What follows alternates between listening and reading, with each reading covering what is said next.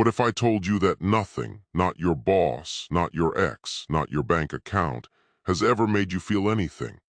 That every negative emotion you've ever experienced was manufactured entirely inside your own mind? A former slave figured this out 2,000 years ago. And when you understand what he meant, you'll never experience a bad day the same way again. In Chapter 5 of the Enchiridion, Epictetus makes a statement so bold that most people reject it the first time they hear it. He says, "It is not things that disturb us, but our judgments about things." Not some things, not most things, things, all of them. Every event in your life, according to Epictetus, is emotionally neutral. The event itself carries no anger, no sadness, no anxiety. Those emotions are added by you after the fact through the story you tell yourself about what happened. Someone insults you. The insult is just sound waves hitting your eardrums, words in the air. Your suffering doesn't come from the words, it comes from your judgment that the words are threatening, disrespectful, or true. Change the judgment and the suffering changes with it. Now your immediate reaction might be to push back on this. That's too simple. Some things are objectively terrible, and you'd be right to question it because Epictetus wasn't being naive.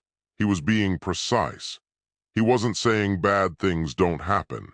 He was saying that the event and your emotional response to the event are two separate things. And between those two things there is a gap, a space. And in that space lives your entire freedom. This is the same principle we explored when we looked at Seneca's approach to anger, the gap between the spark and the story. But Epictetus takes it further. He applies it to everything, not just anger, every emotion, every reaction, every moment of suffering. Let me make this concrete. Because it's one thing to understand this in theory. It's another to see it operating in your actual life. Imagine two people sitting in the same meeting. Their manager announces a major restructuring. Half the team will be reassigned. Person A hears this and spirals. "This is a disaster. I'm going to lose my position. They don't value me. I should start updating my resume." Within minutes their chest is tight, their mind is racing, and they're mentally composing their resignation letter. Person B hears the exact same announcement in the exact same room. They think, interesting. This could actually be an opportunity. I've been wanting to work on a different project. Let me see where the pieces land before I react. Same event, same words, completely different internal experience. The restructuring didn't cause Person A's panic. Person A's judgment about the restructuring caused it, and Person B's different judgment produced calm instead of crisis. This is what Epictetus is pointing at. The event is the event. It just happens. It has no emotional charge until you assign one. And most of the time, you assign that charge so quickly, so automatically, that you don't even notice you did it. You think the event caused the feeling. But there was a step in between, a judgment, a story, an interpretation, and that interpretation was yours, which means it can be changed. Here's what's remarkable. In the 1960s, a psychiatrist named Aaron Beck was treating patients with depression and anxiety. He noticed a pattern. His patients weren't upset by what happened to them. They were upset by what they believed about what happened to them. The event was often manageable. The belief about the event was devastating. Beck developed a treatment approach built entirely around identifying and challenging these beliefs. He called it cognitive behavioral therapy, CBT. It has since become the most researched and widely practiced form of psychotherapy in the world. Thousands of clinical trials support it. It works for depression, anxiety, PTSD, phobias, insomnia, and dozens of other conditions. And Beck openly credited Epictetus as the philosophical foundation. The core principle of CBT, that your thoughts about events determine your emotional response, not the events themselves, is a direct restatement of Enchiridion Chapter 5.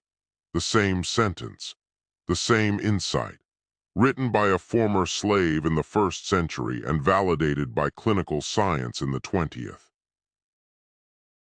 This matters because it means the idea isn't just philosophical speculation. It's testable, it's proven. It works in controlled experiments with real patients experiencing real suffering. When you change the judgment, you change the emotion, not always instantly, not always easily, but reliably. So how do you actually use this in your daily life? Epictetus didn't give his students worksheets, but the framework he taught translates perfectly into a practice you can use starting tonight. When something upsets you, write down 3 things. Column 1, the event, just the facts, what actually happened, stripped of any story. My friend canceled our dinner plans. That's it. Not my friend doesn't care about me. Just the observable fact.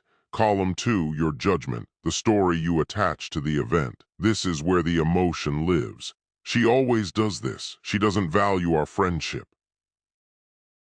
I'm not a priority to her. Notice how much pain is in the story that isn't in the event. Column 3, an alternative judgment, not a forced positive, not a lie, just another possible interpretation that is equally supported by the facts. She might be overwhelmed at work. She might be dealing with something I don't know about. Canceling plans doesn't necessarily mean she doesn't care. Now look at column 1 and column 2. The gap between those 2 entries is the space Epictetus was talking about. That gap is where all your unnecessary suffering is manufactured. The event is small. The judgment makes it enormous. And column 3 proves that the judgment was never the only option. You don't have to use this exercise forever, but practice it consistently for a few weeks and something shifts. You start catching the judgments in real time. You start noticing the story before it has time to harden into a feeling. And in that noticing, you get something back that most people don't even know they lost. The power to choose your own response. Now I want to be honest about something, because this idea can be misused and I don't want to be the one misusing it. Epictetus's principle is powerful for everyday frustrations, setbacks, disappointments, and the low-grade suffering that consumes most of your mental energy. It is not a substitute for professional help when you're dealing with genuine trauma, clinical depression, or grief. If you've lost someone you love, the pain isn't a judgment error. It's a natural, human, necessary response to loss. If you're struggling with a clinical condition, Stoicism is a complement to treatment, not a replacement for it. Epictetus knew this. He lived with a permanent physical disability from his broken leg. He didn't pretend the pain wasn't real. He said the injury was real, the limitation was real, but his response to it was still his. There's a difference between saying your interpretation of events matters and saying your pain isn't valid. The first is freedom. The second is cruelty. Epictetus meant the first, always the first. Here's your challenge. The next time something upsets you, before you react, pause and complete 3 sentences. The event is blank, my judgment about it is blank. An alternative judgment could be blank. Write them down, all 3, don't skip the third one. Because the third sentence is where your freedom lives. It's proof that your first interpretation was a choice, not a fact. And if it was a choice, you can make a different one. Try this 3 times this week. By the 3rd time, you'll start to feel the gap opening up between what happens to you and what you make it mean. That gap is the most powerful space in your entire psychology, and Epictetus discovered it in chains. Nothing outside you has ever made you feel anything. Not the insult, not the rejection, not the loss. Your judgment about those things created every emotion you've ever felt. And the moment you see that clearly, you stop being a passenger in your own mind. You become the driver. It is not things that disturb us, but our judgments about things. If this changed how you think about your own emotions, subscribe for more ancient wisdom that still works today. Drop a comment telling me which judgment you're going to challenge first. I read every single one.